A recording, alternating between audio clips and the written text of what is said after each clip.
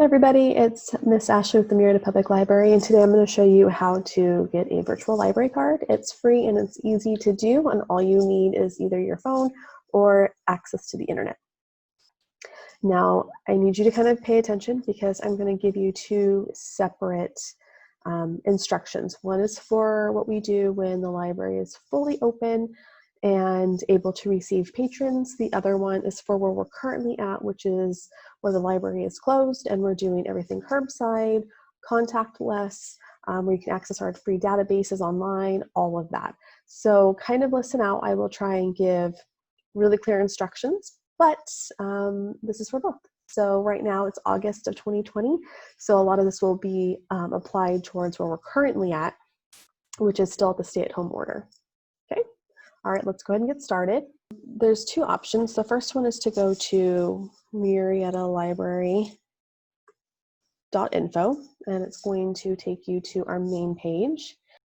Or you can go to our bit.ly account, which is bit.ly/murcard.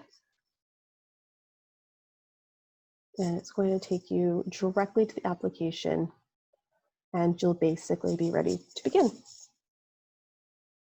You are going to come and click on Home Library.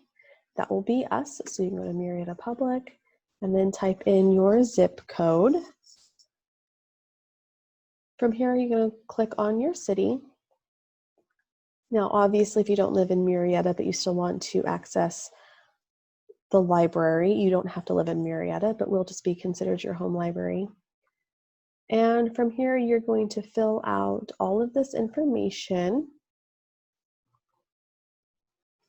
Okay, so I went ahead and filled out all of the personal information. I used the founder of Murrieta, Juan Murrieta's information, the library's information down here.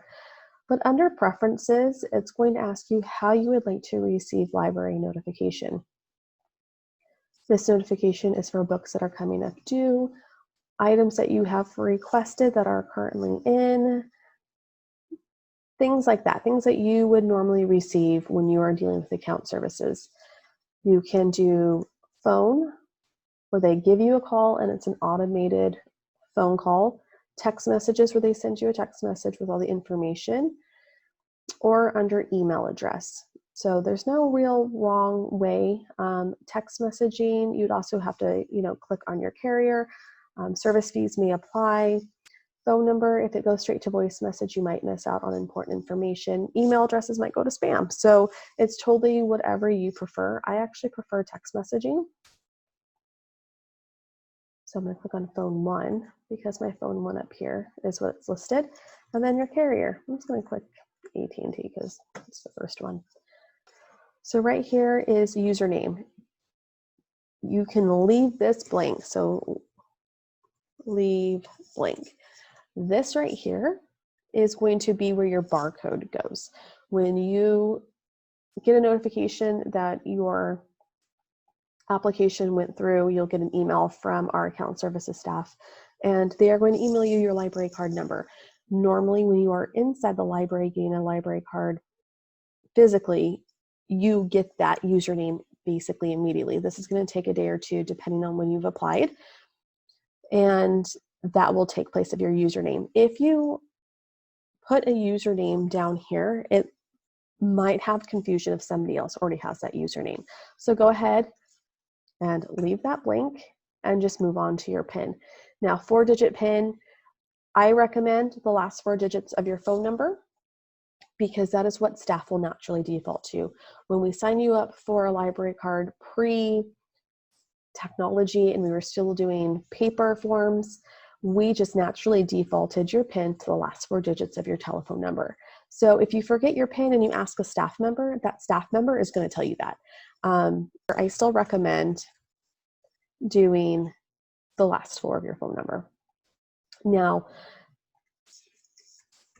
say like you forget and you ask staff. This is what we see. We just see dots. So we can't actually verify your PIN when you contact us or you come up to our desk and ask. We will just reset it, and most likely we will verify that your phone number is correct and we will reset it to your PIN number. And that's it. So make sure you leave the username blank. Make sure you do a forward PIN right there, and you hit submit. So right here it says your pre-registration has been recorded. And this is where it gets a little confusing, especially since we're at the stay-at-home order. It's asking you to bring your information directly to the local library. Now, right now, we are closed to the public. So you are actually going to wait for an email, and your email will be from CIRC, C-I-R-C, at murrietalibrary.info. And that is our account services team who will be emailing you your actual library card number, and it will usually start with 1,000. Once you have that 1,000 library card number confirmation email, you have full access to place items on hold, use our curbside services, use our free databases, anything like that. This is only for when you come to the library for the very first time. Now, if you were to order books through our curbside pickup and you go pick up your items, you schedule a curbside pickup, we will be able to give you your library card right then and there, and that is when you'll need to bring in your ID and proof of address if your ID does not match what current address you're on. So car insurance, renter's agreement, mortgage agreement, utility bill, anything that has your current address on it if your ID does not already. And we'll verify that through the window and place your library card in with one of your items that you've checked out, and we'll place it in your trunk because we're doing contactless curbside pickup appointments. However, if you are doing this when the library has reopened and we're accepting patrons into the building, you will definitely want to come in and go to account services with your ID and your proof of address, and we'll be able to hand you your library card right then and there. Some quick facts is with children. If you wanted all of your family members to get a library card, that is entirely up to you. So back where you were filling out all of the information, it'll be your children's information.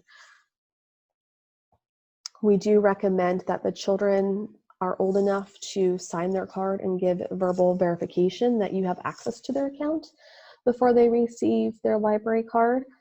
Everybody has privacy rights, so it's best that they can give staff member verbal warning that you as their adult have access to their library card, and will be able to settle account information with you for their library card.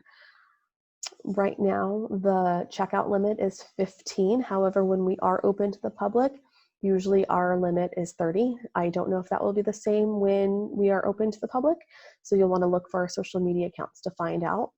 But you'll be able to also start using that library card number to access all of our databases and our catalog. And all that can also be found here on social media as well.